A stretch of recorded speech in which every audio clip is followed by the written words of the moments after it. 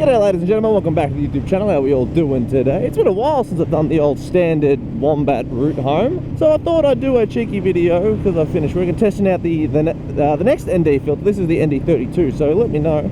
Apparently it's made for this kind of weather, so we'll see. It was supposed to rain, but I got lucky.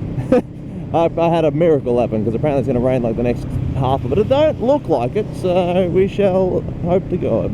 But I thought I'd do a cheeky video today about an upcoming motorcycle which I might eventually get the chance to ride, but until that day comes we'll not say definite. But that is about the R9, and that's Yamaha's new motorcycle with interesting looking winglets that a lot of people aren't really a fan of. And I swear to God, motorcycles and winglets, not every bike needs winglets. I used to like them, but now they're sort of becoming too much and everyone's doing them, and I don't really like how it's looking in terms of too much, you know what I mean? Like the new R1 does not suit the winglets. No. And I think the S1000RR looked better in the previous gen when it didn't have the winglets yet. But alas, it is what it is.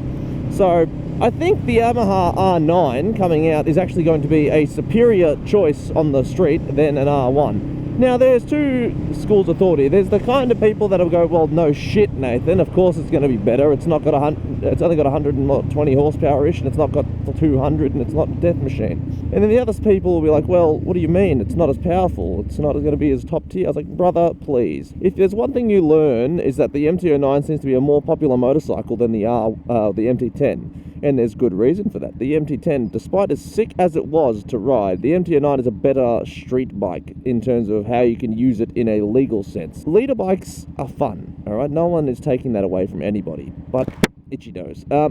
They're just simply too powerful for the average person to be using all the time. Look, I've been told this by multiple people who ride a lot of bikes, and that is that even the R7 is like enough, all right, for the road. The difference being between the MT-09 and the MT-07, and now which will then translate to the R7 and the R9, is the fact that the power delivery. Yes, that the R9 will be faster, but it's not about the top speed, it's about the delivery of the speed. So an R7 is a bit torquier down low than, say, like most little inline 2 bikes. But the MT-07 is like the same thing, but the MT-09, it's faster than the MT-07, that's for sure, but its delivery is rather smooth. Now, from what I've heard and what I've experienced, the MT-09 and with the R9, much like the Street Triple and the Daytona, it sort of gives you the benefit of both having a twin and a 4-cylinder bike, okay? They do have a bit of mid-range and they do have a little bit of top range. So they're not great at either of them, but they still got a punch, you know what I mean? And they're still going to be great fun. The thing I don't like about the R9 is the noise it makes, but that's just subjective. A lot of people like that noise. I like being on the bike hearing it. I don't like being behind it as much listening to it. You know, it's not as nice to me. The R9, I think, oh, hello there. Speaking of, I think that's a Daytona weapon of a bike. There you go. Speaking of triples, the R9 will definitely be, I think, the superior choice when it comes to what people are picking on the road. Purely because you want a bike to be able to use. The thing about leader bikes is if you're not a highway machine and you're just punching it in top all the time, is that they're basically automatics once they're in gear. There's no need to shift. You can, but you don't have to, realistically. Like, when you got a bike that tops out at 160 or plus in first gear, you don't need a shift, let's be honest. Oh, it might be a bit jerky, so you might shift a second, but beyond that, why? You don't need it. It's unnecessary. Whereas you get these smaller CC bikes or different ratios like the R9 will be, and look, you don't have to shift as much as, say, my bike, but you still get to use the bike. You still get to enjoy the motorcycle. You get to do things, you get to shift here and there. You get to experience the output that the bike has.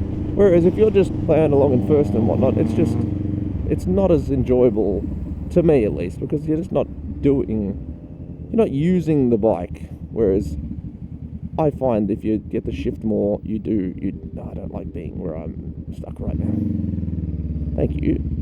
But dude, the R9, despite its interesting appearances, which, like I said, is the only sort of controversial thing that I've really find most people sort of talking about, being those weird looking winglets it decided to go with, it's the fact... Oh, what do we have in here? I'll just go through here. Thank you, cars, for just taking up the entire road unnecessarily.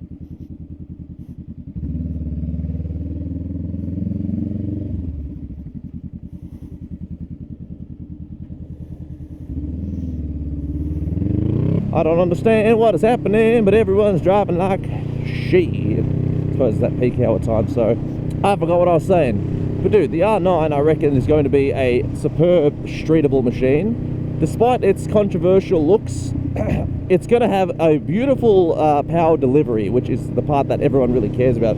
Having a bike that delivers all of its power once you're at like 100 kilometers an hour or 60 miles an hour plus, it's not feasible to use realistically. Like, yeah, sure, I know, it's fun, you're going to use it occasionally, but you're only going to be illegal when you're doing it. And that's the part you don't want to have to risk necessarily, because if you're just breaking the law everywhere you ride, one, you're making us all look bad, two, it's going to catch up with you, and three, if you do get caught, it's a bad day for you, not for us. You know what I mean? The R9, it still has the power to boogie. It can still break all the speed laws, but you don't have to enjoy it as much. It's still going to accelerate up to the speed limit, probably just as fast as an R1, but it's going to be a smooth experience as opposed to a whoa kind of experience, you know what I mean? Now, don't get me wrong, I like the leader bike power as much as the next guy, but I think the more you ride, the more you want to actually enjoy the ride, in terms of you want to go through the gears. Going through the mountains and banging through the gears is more fun than just going whoa, stuff like that, because I don't know, some people might enjoy that. A leader bike definitely rides rather nicely. I'm not going to take that away from it, never, because it's just, you can't do it. It's a characteristic of said bike.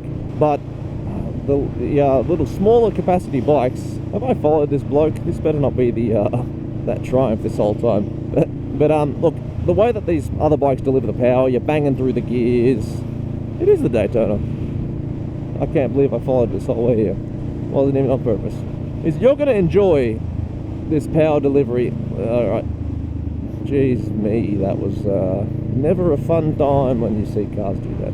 Like I said, the only thing that I really think is going to be the main point of contention for these bikes is, one, the looks of the fairings, because a lot of people aren't a fan of that, and two, for me, it's the noise, because I'm not the biggest fan of the CP3 engine note, unless I'm in the driver's seat. And now I guess that doesn't matter to the buyer, hey. But in terms of everything else, they look fine. I don't mind the looks. I think they look pretty good. I'm not a fan of the winglet things, but you know what? I can get by without it. They still look good, all right? Old mate's warming up the tyres in front of us. But the power delivery is the part I'm excited for, and I look forward to giving it a test ride. I don't know what the ergonomics are going to be like. I don't think it's as intense as the R1, but I haven't really dove into details of it. The looks, the right triangles, sorry, not the looks. I'm just stuck in thought. But I tells you what, when I get the chance to have a look at them, and when I get the chance to ride one, you bet your ass I'm going to say yes. What kind of fool would say no? But I tell you, yeah, I've said that too many times in this video. There's a lot of bugs on my visor today, and I've just made it worse. I'm keen. I look forward to seeing what it's like. I don't know if the gearing's going to be any different. I don't think it is from what I've heard, but it could be a bit longer. I don't know if it's going to be too aggressive in that. I don't know what the suspension's going to be like. These are all other factors that I don't know until, you know, I've tried it. You can read about it, but you never know until you do it. The brake's probably going to be fine. The bike's weight, I don't know.